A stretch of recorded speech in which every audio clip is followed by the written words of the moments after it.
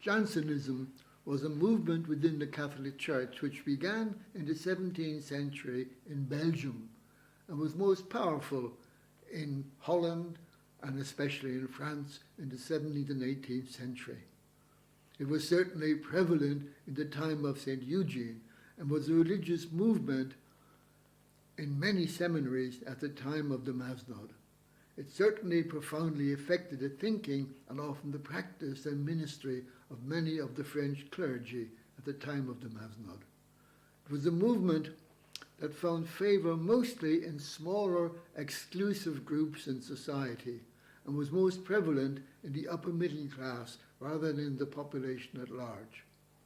The philosophy and theology of Jansenism was both complex and difficult for the ordinary people to understand. In the simplest terms, it proposed a harsher vision of Christianity and a far less compassionate and forgiving portrait of Jesus our Saviour. Putting it in a relatively simple context, one could say it led to a piety of faith that was more rigorous and demanding view of life and religious practices of the ordinary people in such areas as the administration of sacraments, especially as regards the sacrament of confession and the reception of the Eucharist. The Jansenists did not accept that sacramental confession really granted the gift of forgiveness. They held that confession was only effective if the person confessing had a perfect love of God.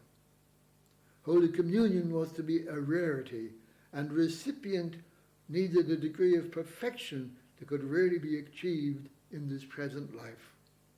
In other words, a priest with a Jansenistic outlook would have little sympathy for the weaknesses and moral trials of much of society. In this respect, the most abandoned, especially the numerous prisoners, either criminal or war prisoners, who were so much a part of Eugene's vision of the most abandoned, would not have found much joy or much help in any Jansenist clergy. Many Jansenists looked upon themselves as an elite and looked down on other people who were less gifted. They were extremely judgmental of human behavior and human weakness and maintained that man's human inclination to sin had to be restrained by severe and rigorous practice. Most telling, they looked upon Jesus Christ as a severe and inscrutable Redeemer. Needless to say, such a theology did not do much for St. Eugene or his missionaries. In those days, prisoners were ignored, and they kind of felt if you're condemned to death, that was the end of your human life and at the end of your spiritual life also. They didn't give them reconciliation. They didn't give Mass to the prisoners. Didn't give them Eucharist. Eugene, quite the opposite. Eugene would come and say Mass in the prisoner's cell and walk with them to the gallows and always gave them Holy Communion. He had a great vision of the generosity and kindness of God, which was quite in contrast to the Jansenistic approach of a severe God and a severe judge. His great gift was to give dignity to other people, and those who were less well off or less gifted or less well behaved possibly always received his compassion and his kindness.